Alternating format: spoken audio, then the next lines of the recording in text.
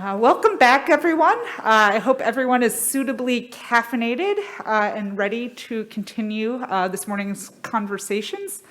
I'm very pleased to introduce our next panel on storytelling, so continuing some of the threads from this morning. Moderating today's session is Bethany Wiggin, who is professor of German at the University of Pennsylvania, where she co-founded the Penn Program in Environmental Humanities, and really happy to have her here for that reason. So thank you, Bethany. Her scholarship explores histories of migration, language, and cultural translation since the Columbian exchange across the North Atlantic world. And she's currently completing Utopia Found and Lost in Penn's Woods.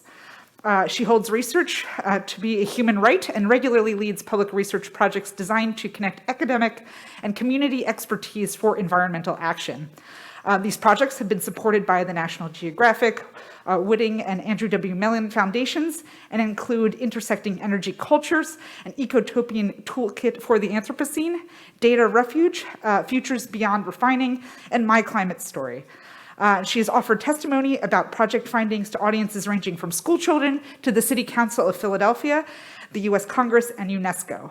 So I'm going to invite Bethany to introduce our panelists for our next session on storytelling. So Bethany, please. Thank you, Adriana, for that generous introduction, and thanks to all of you for joining us for our panel this morning. I really couldn't be happier to introduce our two speakers. I had the great pleasure to read the longer versions of their papers, and they're just really terrific. With no further ado, let me introduce first Kelly Hydrick. Kelly works at the MIT Libraries, and she's currently pursuing a master's degree in archives management at Simmons University in Boston. Kelly is also program manager for Climate Stories Project, which she'll talk about today. CSP is an artistic and educational climate change communication forum. At CSP, she is also the lead instructor of the Ambassadors Program, where she teaches online workshops in climate storytelling and oral history skills to participants from around the world. I'd like also to note that I met Kelly this summer, and when I saw that she was on this panel, I just thought, how perfect. And you will see why I'm so enthused about her work in just a moment. If you can't get enough of it, as indeed I can't. Kelly will be presenting with us at the Penn Program in Environmental Humanities 2 sessions in the winter, so please stay tuned for that, and I hope you'll be able to join us. I'm equally enthusiastic about Tay Johnson's work, who I'm just getting to know now. I'm super excited about it. Dr. Johnson is an environmental historian and serves as an assistant professor of history at Longwood University. She earned a PhD in history from the University of Arizona and has held fellowships at the United States Environmental Protection Agency and the Lyndon Baines Johnson Foundation. Her forthcoming book, Shifting Nature, Food, Agriculture, and Environment on the Hopi Indian Reservation since 1882, explores the historical transformation of one of North America's oldest and most biodiverse food systems.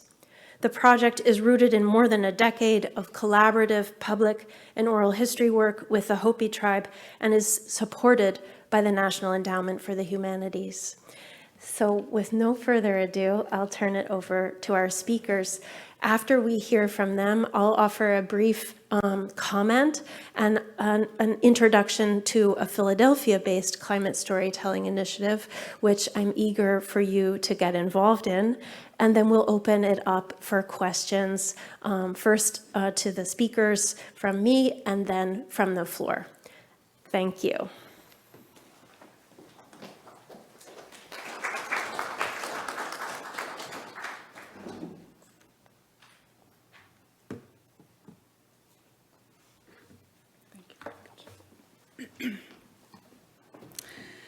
Thank you very much for inviting me to speak today. As Bethany mentioned, my name is Kelly Hydrick, and I'm Program Manager for Climate Stories Project, which is an educational and artistic forum for climate change communication.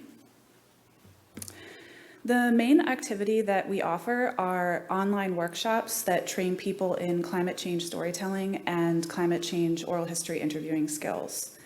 And on our website, we also provide an online space for people to share their stories. So if you'd like to check out our website, it's climatestoriesproject.org. And please feel free to look at some of the excerpts from the interviews that we've done on there. One of the main ideas behind our work is, if people don't talk about climate change, how is it ever going to get any better?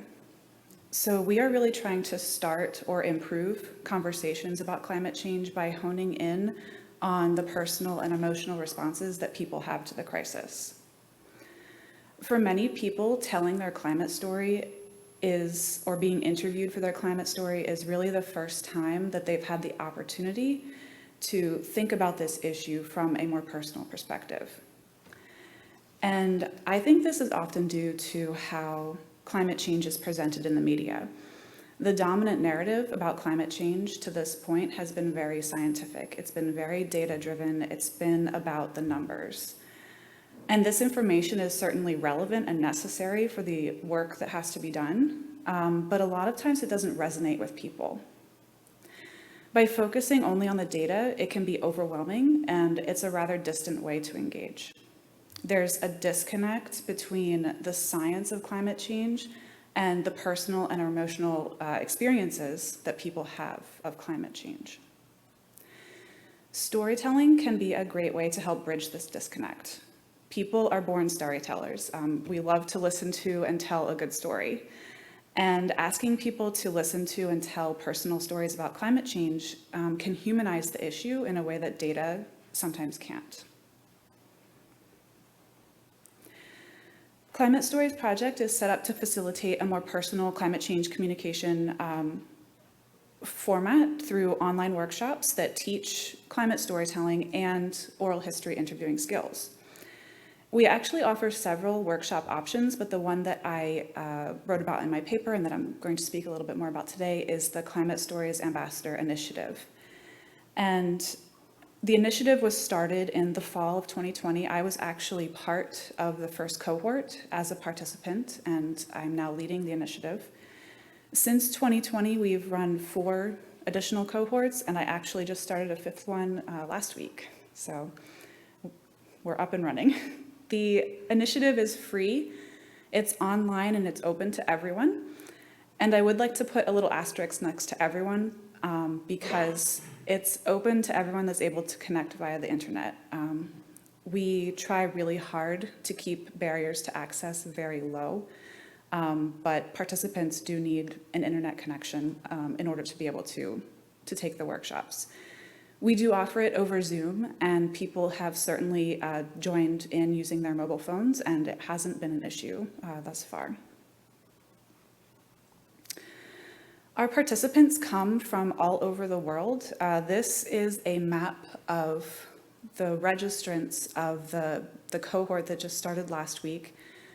And as you can see, the geographic spread, usually it's split about 50-50, so 50% of the people will come from the US, and then another 50% will come from elsewhere in the world.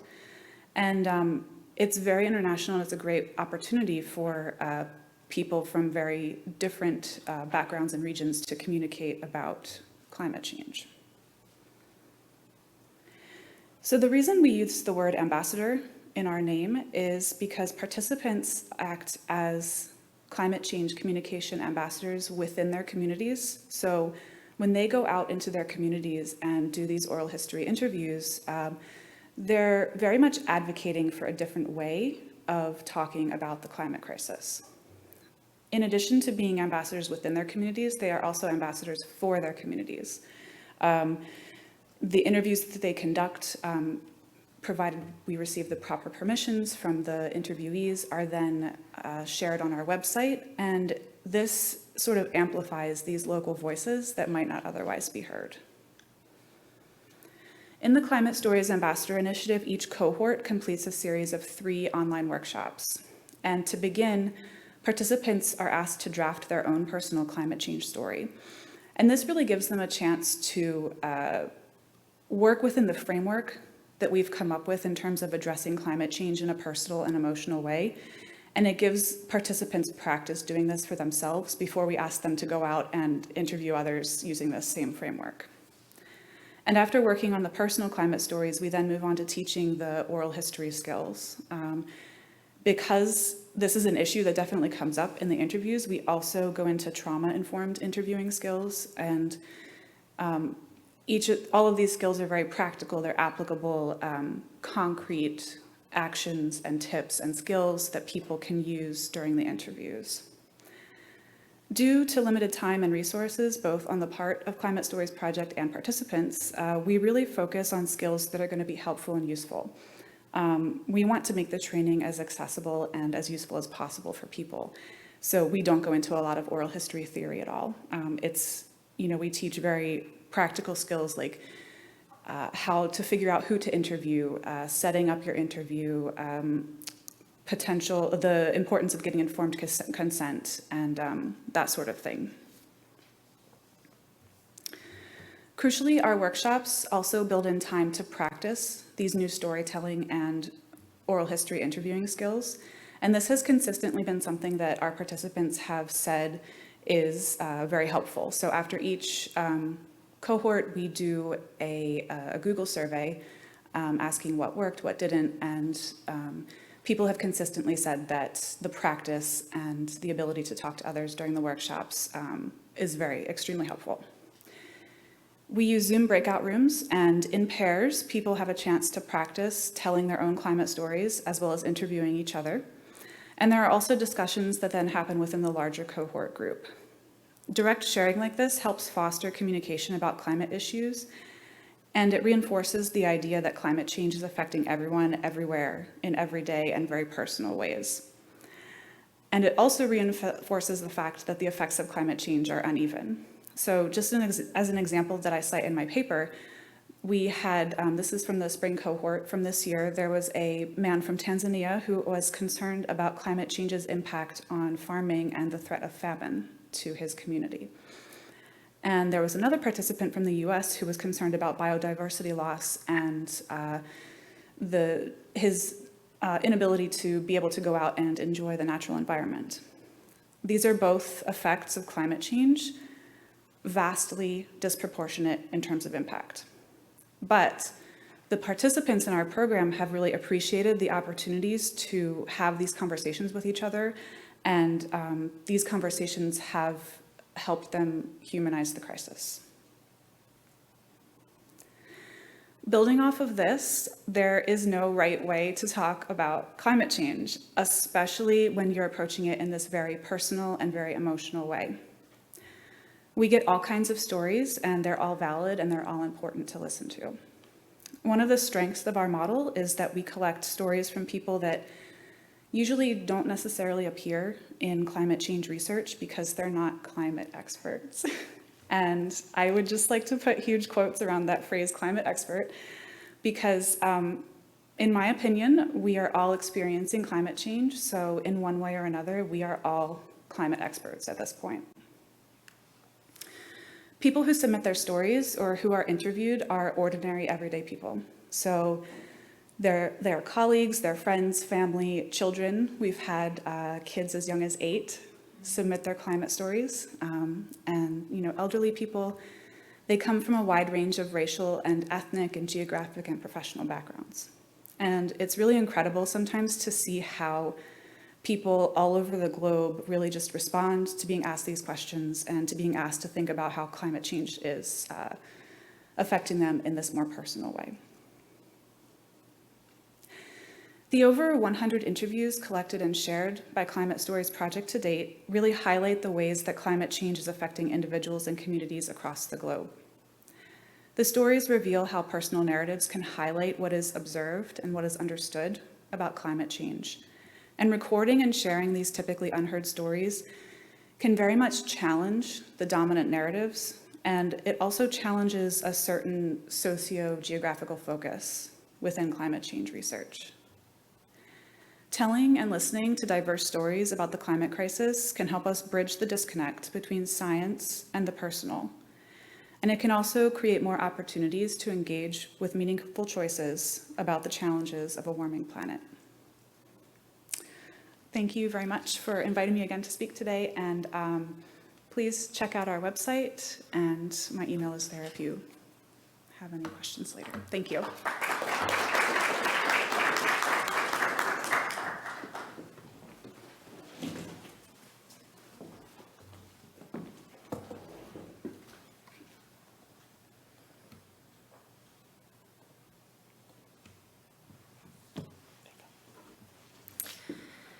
Thank you for having me. So the Hopi Indian Reservation is located in the high painted desert of what is now northeastern Arizona in the American Southwest. This is home to the longest continually inhabited settlements in North America. And the Hopi people have been dry farming fields of corn and irrigating terraced gardens for more than 1,000 years. For much of the 20th century, their colorful harvests included more than 80 different individual crop varieties adapted to survive in a very harsh, arid desert environment. At the turn of the 21st century, a prolonged and severe drought rooted itself in Hopi villages and fields and throughout the American Southwest, marking the beginning of what would be the longest, driest 22-year period since at least 800. The drought that emerged in 2000 is propelled by anthropogenic climate change and is on the trajectory to match or exceed the duration of the 1571 to 93 megadrought. On the Hopi Reservation, scant precipitation and intensifying heat have created historic drought conditions, leading to shifts in agricultural practices, increased pressure on limited reserves of Hopi seeds, and for many Hopi farmers, multiple successive years of either crop failure or very reduced harvest. Now, nearly a decade before climate scientists declared that a mega drought was emerging in the Southwest, Hopi farmers were experiencing and documenting the impacts of anthropogenic climate change on traditional agricultural practices. Between 2007 and 2022, I worked collaboratively with the Hopi tribe on a series of oral history projects to document shifts in Hopi farming and the environment from the early 20th century through the present. Each of these projects was designed and executed in collaboration with the Hopi tribe. The Hopi Cultural Preservation Office played a critical role in shaping this work and in centering climate change in the projects.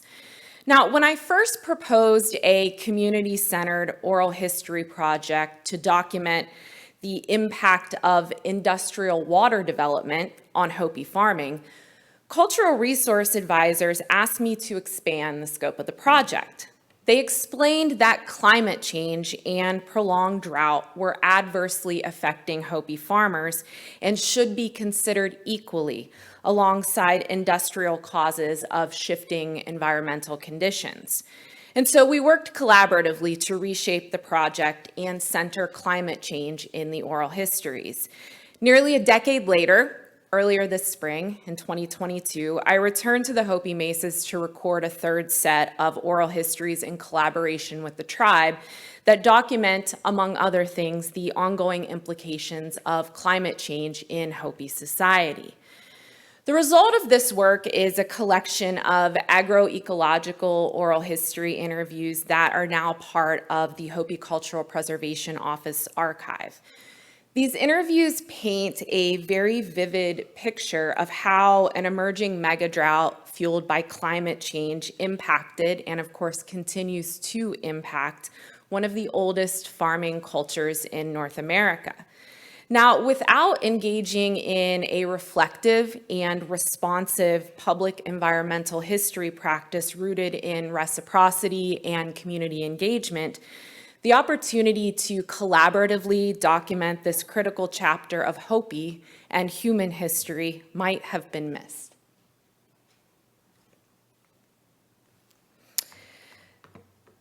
So climate prophecies loom large on the horizon of the Hopi Mesas. Today's farmers recall their parents and grandparents warning of a time to come when moral and ecological forces would converge, spinning seasons out of sync and forcing farmers to plant before spring arrived. In these climate prophecies, Hopi elders link shifting seasons with a movement away from Hopi tradition and culture toward Americanized lifestyles. As one farmer warned his daughter in mid-century, there's going to come a time. The old people say that when we go to plant, we are going to be planting with our jackets on because the seasons will be so distorted. Another farmer warned his grandson that there will come a time that if we don't watch what we're doing, we'll be planting in the snow.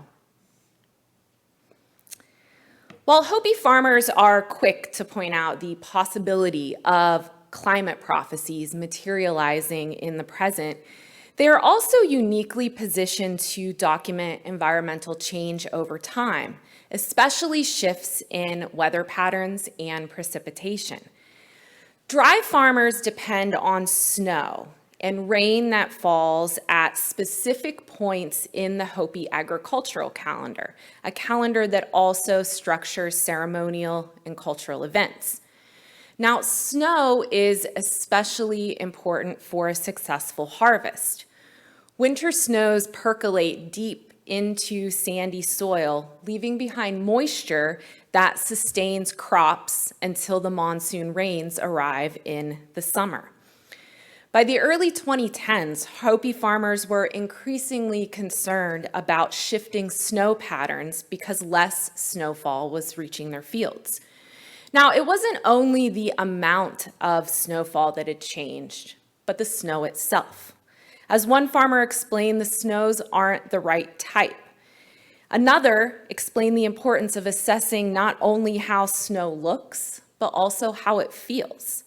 He explained that he looks at the texture of snow. He said, "You can always be hopeful, always wishful that it would be a good, wet snow." This is the type of snow that would slowly percolate through the soil and provide moisture to sustain seeds planted in the spring. By the early 2020s, farmers had experienced successive years with little or no snow. They observed that the lack of residual moisture from scarce wintered snows was stunting the growth of seeds, and that colder temperatures meant that seeds couldn't germinate. As one farmer explained, the seeds stay dormant for a long time because it basically isn't warm enough for them to germinate. Colder soil temperatures force farmers to make difficult decisions. Some choose to continue planting early corn that can be harvested in time for ceremonial events, but doing so, they risk losing seed if the crop fails. Others choose not to plant until the weather warms and soil temperatures rise. But with dry fields and often no rain clouds in sight, many are choosing to not plant at all. This impacts biodiversity in the fields as Hopi crops that require longer growing seasons are being planted less frequently, putting pressure on seed reserves. Hopi farmers also document shifts in the frequency and type of rain reaching their dry farmed fields. As one farmer remembered, he said, "When I was growing up, rain clouds were constantly here. We had good rain. The lack of rain," he explained, "is forcing many to not plant. We don't want to waste the seed," another farmer stated, "so we just let it go for a year. It never used to be like that. Every year we would be out there planting." By 2022, 4 years of scant or failed harvest had intensified pressure on reserves of drought-resistant Hopi seeds. Cultural behavior is changing because of drought, a farmer from Third Mesa explained to me earlier this year. Successive years of crop failure has forced many families to begin rationing their seed supply and exercising caution when sharing with family or clan members. Others spoke of the psychological impact of climate change on farmers who must make harrowing decisions to not plant their fields out of fear they will diminish precious seed reserves if crops should fail again this year. The impact of climate change on seeds and traditional Hopi foods is especially urgent for Hopi women who have experienced dwindling harvests over the past 4 to 5 years. Without a reliable source of traditional crops produced by Hopi farmers, women are becoming increasingly concerned about their ability to fulfill culinary and cultural responsibilities that require large amounts of corn, like Hopi weddings, for example. They too face difficult decisions, like whether a small harvest should be prepared as traditional meals, or if the corn and beans harvested that year should be saved instead in an effort to replenish seed stocks. But it is those seeds, the survivors of an emerging megadrought gripping the Hopi mesas, that ask us to reflect on climate change, culture, and resilience. As one woman explained, it is these seeds that embody resilience. They are more drought resistant than the ones harvested 15 years ago, she said, and that maybe now is the time to be collecting them. Despite drought, Hopis continue to plant and save seeds as their ancestors have done for generations. As another woman said, it all goes back to corn. If you don't have corn, she explained, you don't have anything. Hopi stories of seeds and snow put climate change in historical context and help us to unravel the impact of prolonged, severe drought on one of the oldest farming cultures in North America. They place the past in conversation with the present and future and ask us to think critically about the role of public and environmental history in documenting our current crisis. They also illuminate the intersection of collaboration and community engagement, forcing us to reflect upon reciprocity, our responsibilities as researchers, and the potentiality of public environmental history in a rapidly changing world. Thank you.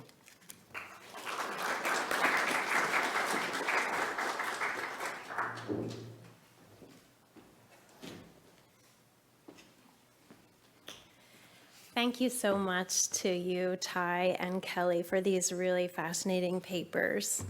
I'm gonna try to toggle between a couple of screens here, so bear with me while we just bring that up.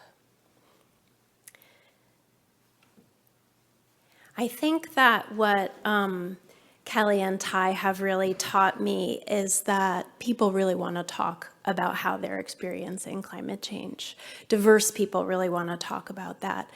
That's an insight that I have also experienced myself in the public research project, My Climate Story, that I direct. And before I get into my more formal comment for Ty and Kelly, I'm just going to introduce you to it briefly, also because it is currently a Philadelphia-based project, and we are here in Philadelphia, and there are opportunities for you to be involved. So you can find out more about the project by clicking on active experiments going on at the PPEH lab, the Penn Program in Environmental Humanities, and clicking over to the My Climate Story tab. This experiment page will also lead you into a story bank. This story bank is here. And of course, we're advertising very heavily for this October 12th and 13th event that I hope you'll come to on Penn's campus. The story bank, you can search here. The project collects stories from participants, and these stories are put into a shared resource, a shared living archive, which is then tagged up according to where the story takes place, and it also tags the climate impact that the story tells and the emotions that surround it. We're going to talk a little bit about emotions in just a minute. Currently, this project started in 2019 at the request of students that I was then working with, and I want to say hi to my students who are in the audience today. The story has collected hundreds of short climate stories. That the project has collected these, and you can check some of them out in this story bank. You can see stories that have to do with some of the wacky weather that we heard Ty talking about, of farmers planting in their winter coats. You can read here about Emma's story or Rachel's story of wacky weather. This year, we have the great good fortune to be working with 9 Philadelphia teachers and 8 Philadelphia high schools, all public high schools, which have adopted our climate curriculum and are working with their students actively. We started just last month to research, document, and share Philadelphians' climate stories. So we'll be working with hundreds of students. They'll be coming to campus on October 12th and 13th. We'll be talking with climate storyteller Devi Lockwood, who is the author of 1001 Voices on Climate Change. And I would encourage you to come as well. Please get involved. What we're learning is that sharing climate stories is really a powerful form of climate action, and we would invite you to share your story as well. So now let me talk to you a little bit about what I see as the implications of Kelly and Ty's paper. Living with climate change, to use the title of this conference, is to live amidst a swirl of emotion. And maybe it's frustration by hurricanes that cause conference cancellations, or maybe you're living with uncertainty about how to insure or whether to sell a house near Lake Tahoe in California, like one person has shared a story that's in that story bank I showed you. Or another story there about what to do when one's most valuable asset, their house, is on the shores of Massachusetts Bay and increasingly prone to flooding. Or even in my own case, what to do about my family home on the shores of the Gulf of Maine, where water temperatures are rising 100 times faster than the global average. Or maybe you're dealing with losing your home and territory altogether to fire or to flood, like the catastrophic floods in Pakistan, which have displaced nearly 8 million people and affected at least 33 million people, including 16 million who are children. Here in Philadelphia, we're really far away from the front lines of climate change. But even so, we're living with climate change and trying to make sense of our collective failure to address it. And we are recognizing it's as much a matter for social psychology as it is for climate scientists. And of course, it's a matter for experts in the management of increasingly natural disaster. So in this comment, I want to explore the role of climate change and affect, and particularly climate denial, just briefly. And then I'm going to ask Kelly and Ty a few questions to get our dialogue rolling, and then I'd love to hear questions from you directed at Kelly and Ty. So climate scientists, as well as climate researchers and educators more broadly, have been grappling for decades with delivering messages that fall on deaf ears. Listen to the scientists, we hear. But as climate scientists will tell you, we're not listening well enough. For those who have been listening, and so many have, it's clear that an approach that does more than simply appeal to better listening is needed. Climate denial, in the words of sociologist Kari Norgaard, can be understood as socially organized rather as merely an individual phenomenon. Climate denial seems to defy science and reason. Now, it may surprise you to know that polls increasingly reveal that educational attainment only weakly correlates with the belief that climate change presents urgent problems. As an educator, I find this incredibly distressing. It seems to, why educate if it doesn't make any difference? So Drummond and Fishoff's poll, for example, found that participants' general educational attainment and science education were at best weakly related to their acceptance of the scientific consensus. So in fact, especially when it comes to climate change, educational attainment and science literacy seem to correlate mostly with political polarization. Self-identified liberals are ever more alarmed by climate change, and educated conservatives are increasingly skeptical that climate change matters. For many climate deniers, such as those who have been recently targeting my work on social media over the last week, climate denial tips into climate defiance. Climate deniers might be better called climate defiers. So beyond climate polls, I think climate narratives, including fiction, offer various explanations for why so many humans have failed to heed the rational implications of the second law of thermodynamics.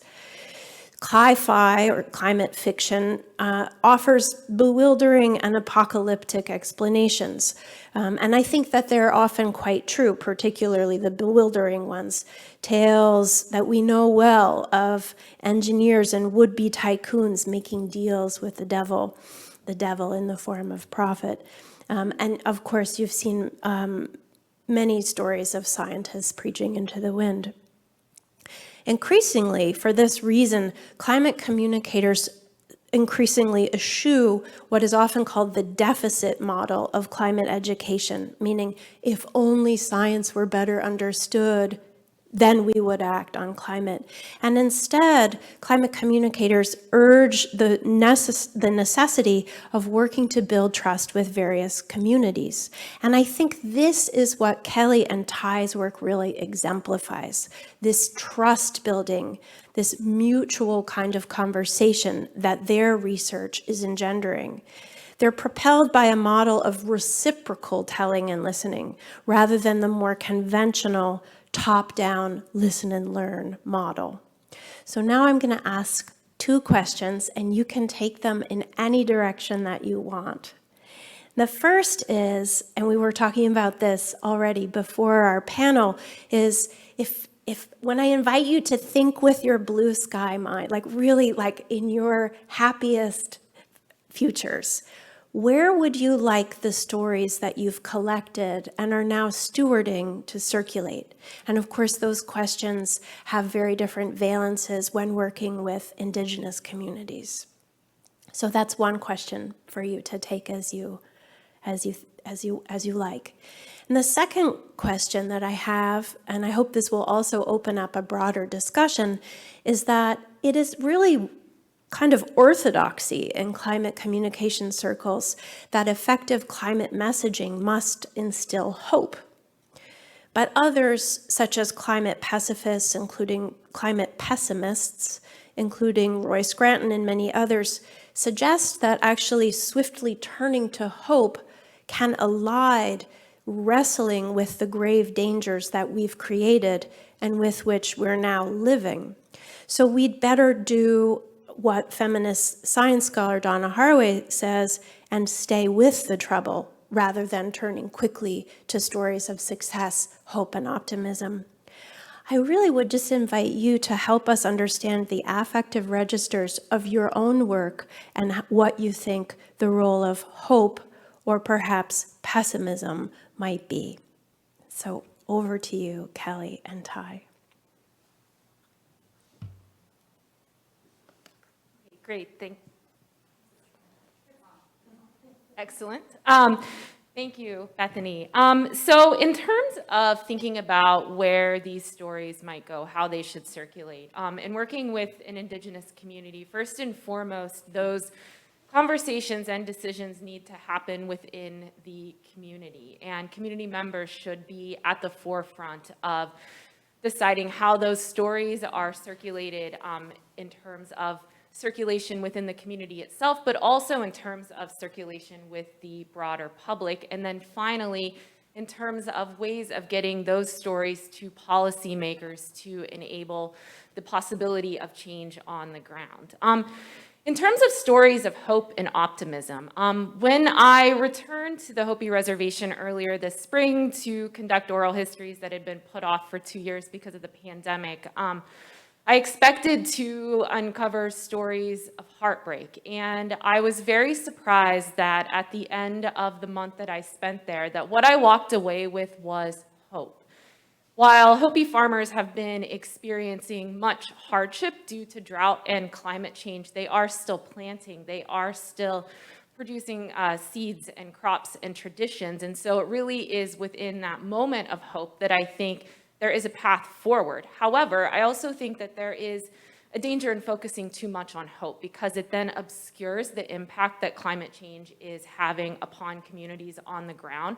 And so I think that there is the tedious work of finding a balance, right, between hope and optimism, between stories of trouble and heartbreak moving forward. I would just like to echo what Ty just said about keeping the stories circulating within the communities. In our model, we explain to people that are going to be going out and doing the oral histories that they are for your community. Please, use them within your community. No one is expected to share their stories on our website. Of course, it's a perk for us if they do, but it's not a requirement. So I think ideally, I would like the stories to be useful for community members and as well also be shared in a global sense, because it really does help to see how other people are experiencing the crisis. And in terms of instilling hope, I was telling Bethany and Ty before we came up here that it depends what day you catch me on in terms of whether I want to talk about hope or not. But I will just go back to the training that we do and the framework that we use for people to address the climate crisis from a personal perspective. One of the questions that we ask people to respond to is, what are your emotional responses to climate change, and why do you think you have these responses? And we ask people, we tell people you might feel afraid, you might feel angry, you might feel hopeful. And I think maybe a better or a more interesting word to use instead of hope is maybe excitement, because I think that's one that people don't necessarily associate with talking about climate change. Like, I'm excited about climate change. Who says that? But I think, the excitement that change is possible and there's something, people are actually working on it. People are doing something about climate change, and that can be exciting as well.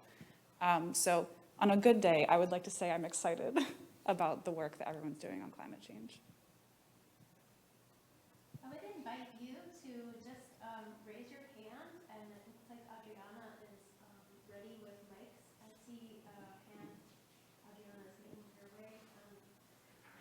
Let's hear first from the back, and all the way in the back, and then the gentleman in the blue sweater. Thank you. Thank you so much for the fascinating presentations.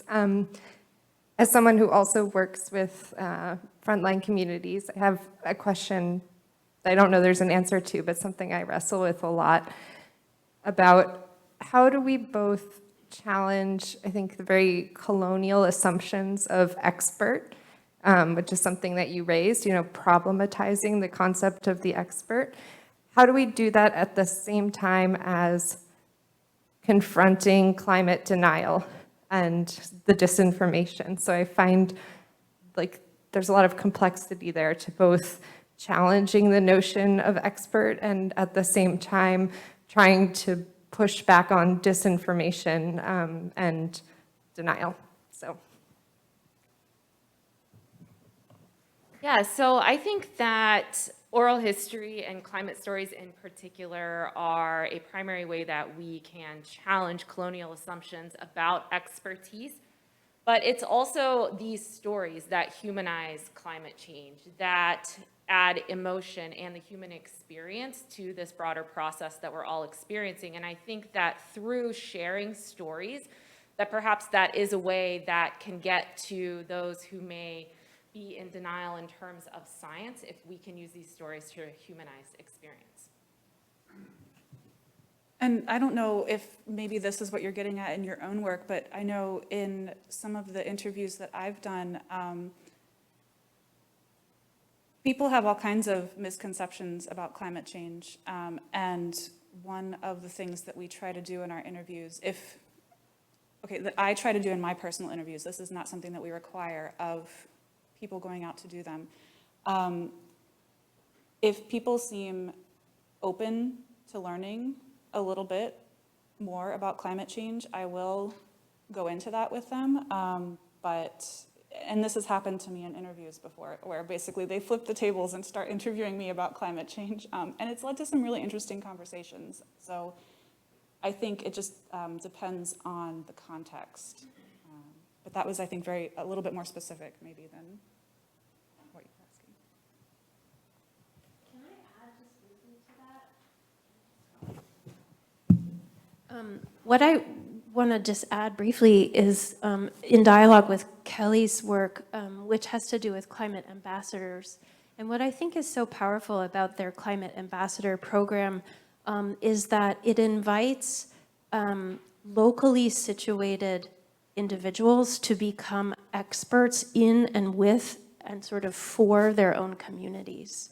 So the source of expertise actually becomes quite organic, as opposed to an outside expert saying there's a kind of one-size-fits-all model of what climate science or climate impacts look like, when of course we know that different communities are affected in incredibly different types of ways. And can I just add real quick too, the people that come to participate in our workshops, a lot of them are already working on climate change. So in the workshop last week, we had a woman from Pakistan who was affected by the floods, and she already is running a climate change project there where she's working with people in Pakistan. So it really is a meeting of the minds, if you will, because we get these people from all over that are already so involved and have their own expertise that they bring to the table. Yeah, we have so many questions on the floor. I have next a gentleman. Sure. Bob Hauser, American Philosophical Society. First, let me request that you hold the mics close to your mouths, because otherwise the sound system does not pick them up very effectively. Secondly, I find that the oral histories and the storytelling project that we've heard about this morning to be quite compelling, but it strikes me that even more compelling will be stories of people who have immediately been affected by severe climatic events that may very well be attributable to global warming. And I just wonder if there is any organized effort, say, to get people who have the requisite skills, other than news people, into the areas that have been so devastated by Hurricane Ian. Thank you. Is this better? Okay. So I think that's a great question. And I know, I just want to provide one example. After Hurricane Sandy in 2012, there was a library in the New York City area that was doing, they basically started an oral history project where they were interviewing library workers and library patrons about their experiences with the hurricane and how, and basically they took those interviews and then created a outreach and a community center where people could come in and share their stories and share their experiences. And the other thing I just want to say is I understand the necessity to do that, to go into these areas of disaster and collect these stories. I think it is very important, but I think we have to be careful with that we're not sort of promoting disaster porn, if you will. But I totally agree that there should be a time and a place for that. I just don't know what it is. I'll just give you two additional examples in addition to the one that Kelly cited. There's a collective in Houston working in the wake of the 3 500-year floods that happened in Houston within a period of 4 years. They together have created the Houston Flood Museum, which also includes a large oral history collection. Researchers at Rice University, Dominic Boyer and Mark Vardy, have collected over 60 very long-form oral histories of flooding in Houston. Another author who I would suggest that you check out if this is of interest to you is Elizabeth Rush. Her dispatch, it's called Rising, Dispatches from the New American Shore, have long-form stories that are based on her oral histories that range from the bayous of Louisiana to salt marshes in Maine and beyond. So really American front lines, to be sure. And then one final example is, of course, Devi Lockwood's 1001 Voices of Climate Change, where she talks to people on 6 continents who have been on the front lines of climate change. Okay, next question, So please. actually, we have 2 questions online, and I think one from the floor, and we may be at time. So we'll take the 2 online now.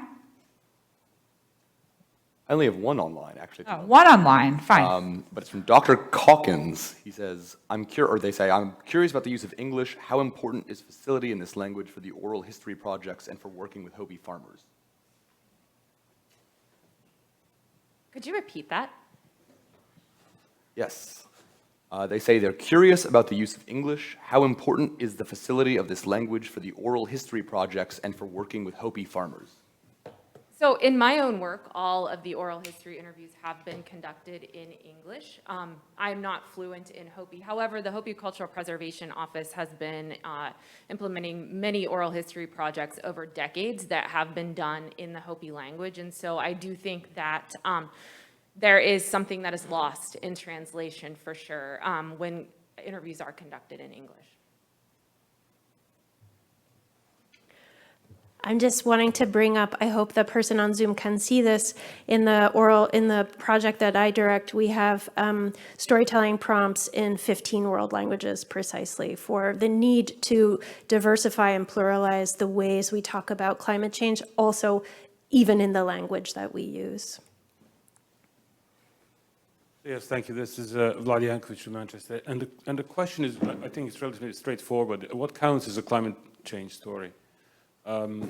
As opposed to the description of a weather event that people experience regularly. If you look at it, historically speaking, the climate stories existed since the beginning of literacy, really. Okay, much better. So, you know, when you're interviewing and speaking to the participants, what sort of criteria do you use to identify something that counts as a climate change story, and specifically the anthropogenic climate story, and what sort of a disaggregation and what sort of criteria, I mean, how do you determine the attribution element, as it were? Yeah, thank you for the question. I think that's very pertinent. The way that we approach our project is because it is community-led and community-focused, and we are working with people that aren't necessarily historians. They're not necessarily oral historians. We do have a framework that we ask people to work within, and then they're free to branch out as they see fit. But we do very specifically ask people about their home place and how their home place and where they are in the world is affected by climate change, and then their emotional responses, and the final prompt we have is, what do they see as a positive way forward? So we very much ground our research questions in climate change to get them to respond in that way. And we get all kinds of stories, so sometimes they go in directions that you're not quite expecting, but I think maybe the most important thing is that the people who are speaking are making those connections. They are the ones that are saying, this is my climate change story. This is about climate change to me. I just want to respond to that briefly. I think it's a really excellent question, like what's weather and what's climate? And that's certainly something that we also deal with in the workshops that we offer. One of the things that we talk a lot about is how do you know that that isn't just weather? And then we talk about climate attribution science and really introduce that rapidly growing field of study. What I think is an equally interesting question, but not one usually asked by scientists, is not whether it's a climate story, but whether if it's a good story, right? Which is also a really important question, because we can have thousands of descriptions of climate impacts, but they may not be compelling. And then you just have more noise and not a clear signal. So I think an equally important problem is what are narratives that actually have impact and that can drive action on climate. So I think we have time for one more question, so go ahead. Thank you for your papers and presentation. I was just wondering about narrative, about, because when you begin an oral history or do oral histories, they often combine, what is a verifiable past, what is memory, what's nostalgia, where do those other kind of more unruly affective things like nostalgia, where do they fit into this, or how do they fit into these projects?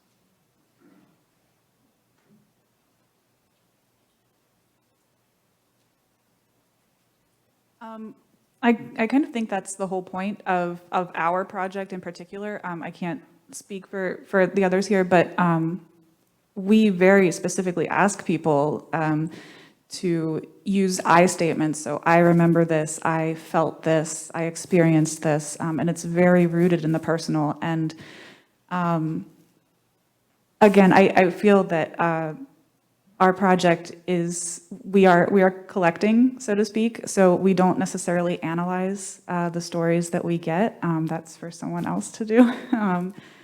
But we do collect those personal and those affective elements to the issue. Well, and I would reflect on that as well to say that those personal stories are really at the root of the oral history work that I have done, and that it is very difficult to really excise the personal from the larger story. Okay. Thank you so much to the panelists and to Bethany for moderating this really fantastic session.